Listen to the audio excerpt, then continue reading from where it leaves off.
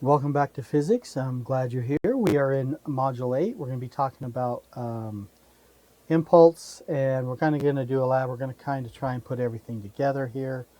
Let me go ahead and swap screens. Okay, what is impulse? Impulse is where I'm going to take a force and spread it over time.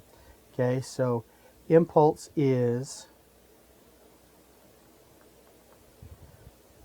equal to force times time. Okay, what are the units of impulse? Well, the force is newtons. Okay, time, of course, is seconds. All right. Let's go ahead and break newtons down. Newtons are kilograms. I keep doing that. Kilograms times meters per second squared. And I have also times here, that not 2, times s. Okay. So one of the squared cancels with that s. So an impulse, the units of impulse is kilograms times meters divided by seconds, which is what momentum is. That's also equal to momentum. Okay. So if we know the momentum, the impulse is, we can use impulse. If we know momentum, we can plug that in for impulse, and if we know the time, we can find the force. Okay, so that's kind of what we're going to try and do here.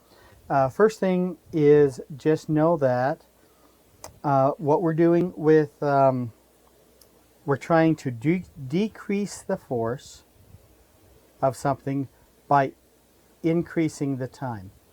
Kinda. Let's talk about this. I got a car.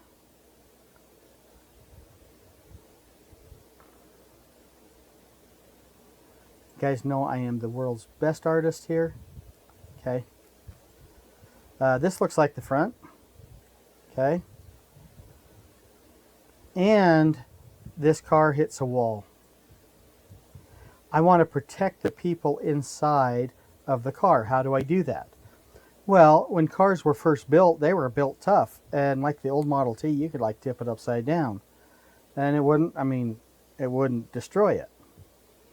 But what they started doing is they started creating what's called crumple zones.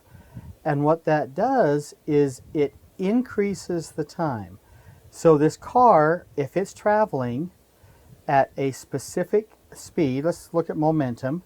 Momentum is mass times velocity, right? So that the mass of the car is set, right? Let's say it's 2,500 kilograms with everybody inside and everything, okay? And it hits this wall, right? Well, the velocity, if it's going at,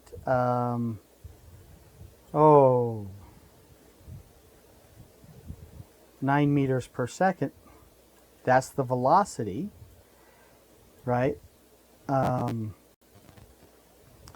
is its momentum, right? If I multiply that by that, if I multiply 2,500 kilograms times 9 meters per second, that is the total velocity of that car when it hits.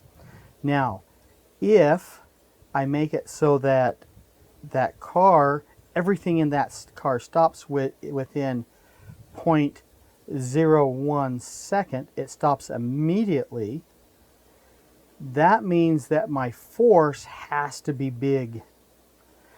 As opposed to, if I can make it so that it takes a half a second to stop the car and everything in the car, now all of a sudden that force can be really small. And in our next video, I'll do the math for you, okay? But the whole idea here is to spread that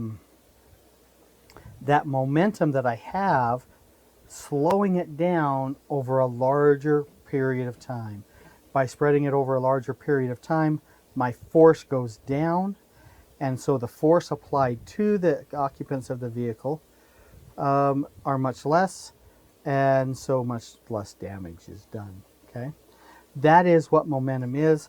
I'll see you in the next video where we do a little bit of the math. Okay, see you soon. Bye.